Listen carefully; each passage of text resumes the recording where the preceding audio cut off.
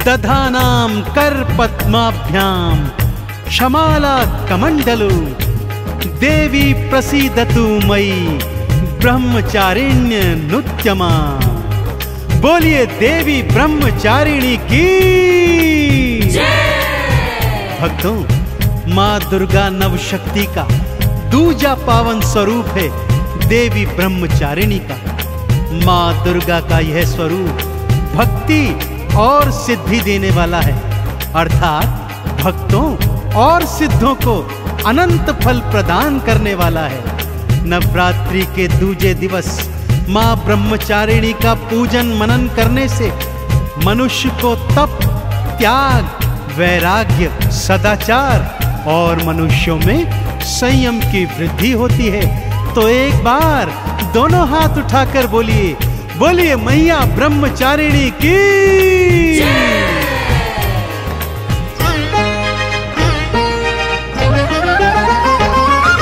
दुर्गा रूप निरंजनी दूजा ये अवतार है। ब्रह्मचारिणी माँ को ध्यालो सबका बेड़ा पार है। दुर्गा रूप निरंजनी दूजा ये अवतार है। ब्रह्मचारिणी माँ को ध्यालो सबका बेड़ा पार है। ब्रह्मचारिणी नमो नमः, आदि भवानी नमो नमः, जन कल्याणी नमो नमः, माँ वरदानी नमो नमः। ब्रह्मचारिणी नमो नमः, आदि भवानी नमो नमः, जन कल्याणी नमो नमः, माँ वरदानी नमो नमः।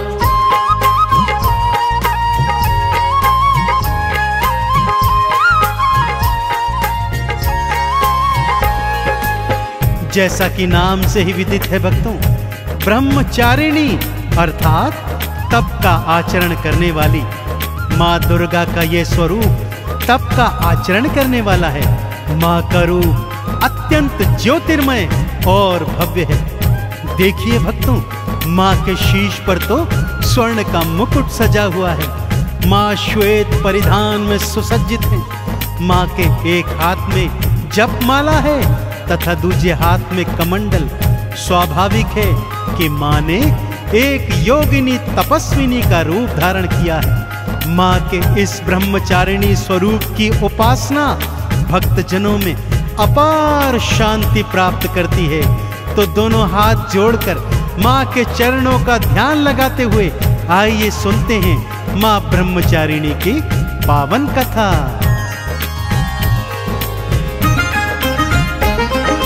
ब्रह्मचारिणी मैया भक्तों श्वेत वस्त्र को धारे है। जपमाला लेकर के हाथ में शिव का नाम उचारे है।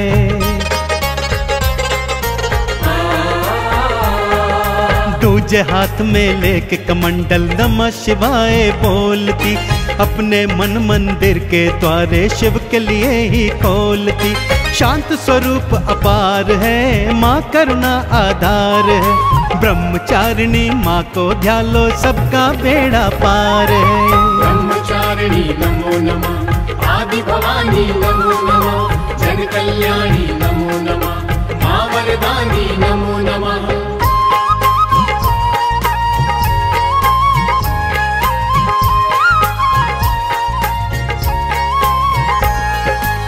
भक्तों, पहले नवरात्र में माँ शैलपुत्री की पावन कथा में मैंने आपको माँ सती की मार्मिक और पावन कथा सुनाई थी।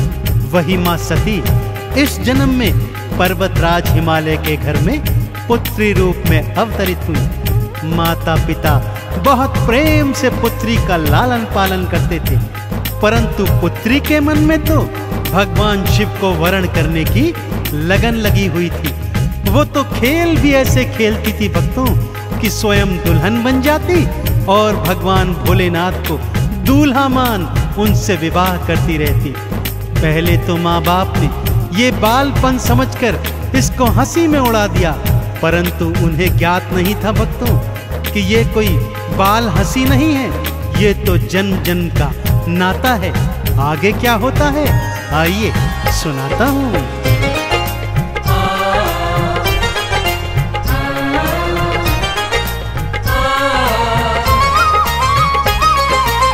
बालापन से शैलपुत्री मां नमः शिवाय बोलती, अपने प्रेम को गौरा रानी शिव भक्ति में तोलती।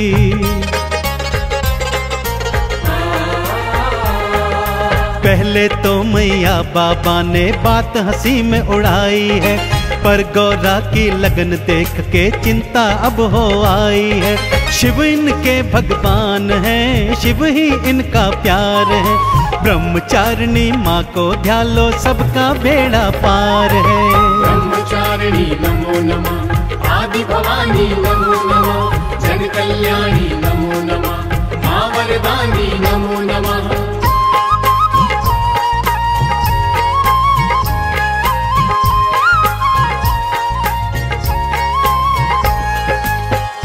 बेटी शैलपुत्री अर्थात पार्वती अब युवावस्था की तरफ बढ़ने लगी थी भक्तों। उसे बढ़ता देख स्वाभाविक रूप से माँ बाप को उनके विवाह की चिंता सताने लगी। वो माँ बाप को समझाती, मैया बाबा चिंता मत कीजिए, मैं तो अपना वर पहले ही ढूंढ चुकी हूँ। ये सुनकर तो माँ बाप और भी चिंतित हो जाते। एक दिन राज पंडित बुलवाया और तीनों लोक में भिजवाया, जाओ गौरा के लिए कोई उचित वर ढूंढ के लाओ। राज पंडित जब जाने लगे तो मार्ग में शैलपुत्री ने उन्हें रोका। बोला, पंडित जी आपका भ्रमण व्यर्थ है, मैं तो मन तन धन से शिव को अपना मान ही चुकी हूँ। माँ ने समझाया, बाबा ने समझाया, सखियों ने समझाया, परंतु शैलपुत्री गौरा एक न मानी। और अब समय आ गया था माँ के ब्रह्मचारिणी स्वरूप को धारण करने का। ब्रह्म ऋषि नारद के कहे अनुसार उन्हें शिव को प्राप्त करने के लिए अब घनघोर तपस्या जो करनी थी। राजमहल को छोड़ी गौरा और वनों में आई है, शैलपुत्र के रूप को त्यागा योगी रूप धराई है। छोड़े सारे वस्त्र राजसी श्वेत वस्त्र को धारा है, शिव शंकर का ध्यान लगाती शिव ही सब संसारा है। मन में अब गंगाधार है, शिव ही सत्य आधार है, ब्रह्मचारिणी माँ को ध्यालो सबका बेड़ा पार है। ब्रह्मचारिणी नमो नमः, आदि भवानी नमो नमः, जन कल्याणी नमो नमः, माँ वरदानी नमो नमः।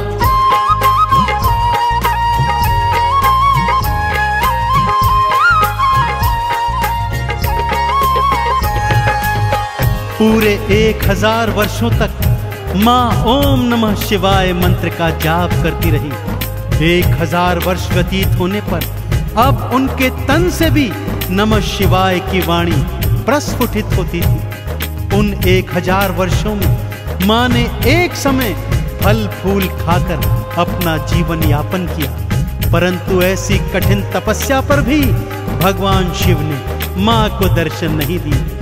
पिता हिमाचल और माँ मैना ने, सप्त ऋषियों ने आकर गौरा को बार बार समझाया, परंतु वो सब निराश हो गए और अपने अपने स्थानों को लौट आए।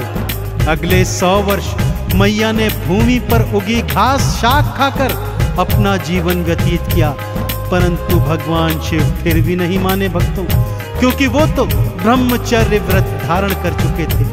परंतु माँ भी तो हटी थी। अब उन्होंने हठ योग की ठानी। माँ खुले आकाश के नीचे आ गई, एक पांव पर खड़ी हो गई, दोनों हाथों को ऊपर नमन मुद्रा में कर लिया और मुख खोलकर हवा और धूप का सेवन कर वर्षा का पानी पीकर अपना जीवन व्यतीत करने लगी।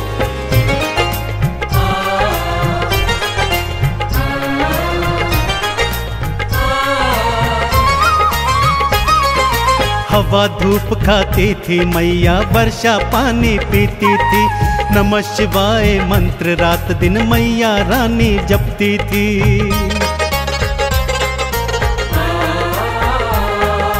टूटे बिल्व पत्र भी खाए घास का सेवन करती थी, सुबह शाम और रात दिना बस शिव का नाम सुमरती थी।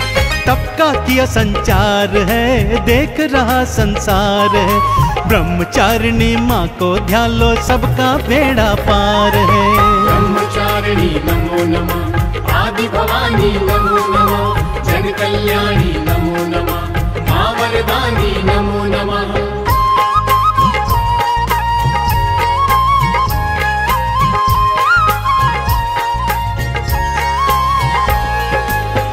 नमः शिवाय मंत्र का जप करते करते माँ की काया एकदम क्षीण पड़ गई भक्तों।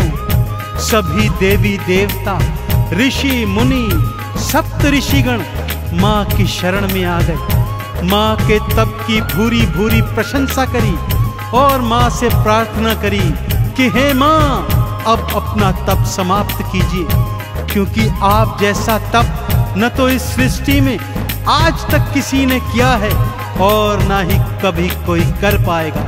सभी ने माँ शैलपुत्री गौरा को ब्रह्मचारिणी का नाम दिया।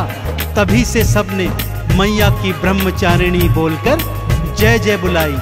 सभी ने मिलकर चंद्रमौली भगवान शंकर को भी समझाया कि हे प्रभु, ये जो अपर्णा घास पात खाकर आपका घनघोर तप करती है, यही ब्रह्मचारिणी पूर्व जन्म में सती थी। कृपया इनका वर्ण कीजिए। सबके मनाने पर भगवान शिव मान गए, माँ को दर्शन दिया और उनके संग बड़ी धूमधाम से विवाह किया। तब हुआ पूर्ण मैया का शिव शंकर ने दर्श दिया। सबके समझाने पर शिव ने माँ गौरा से ब्याह किया।